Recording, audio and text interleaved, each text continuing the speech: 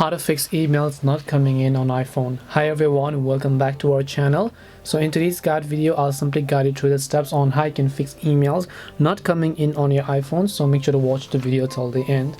If you've not been receiving emails on your iPhone, depends upon which mailing app you're using. So if you're using the default Apple Mail application to use Gmail, Outlook or whatever else, or whether you're using external applications such as Gmail in order to sign into your account, it really depends upon what you're trying to use. First of all, I just want you to make sure that you have your proper internet connection with you. If you're using Wi-Fi, you can try to switch to cellular data, or if you're using cellular data, you can just try to switch back to Wi-Fi and then see if that actually helps you solve your problem.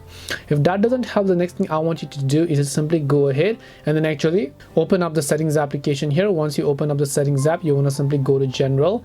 Once you go to general, you simply want to go to the option called iPhone storage here.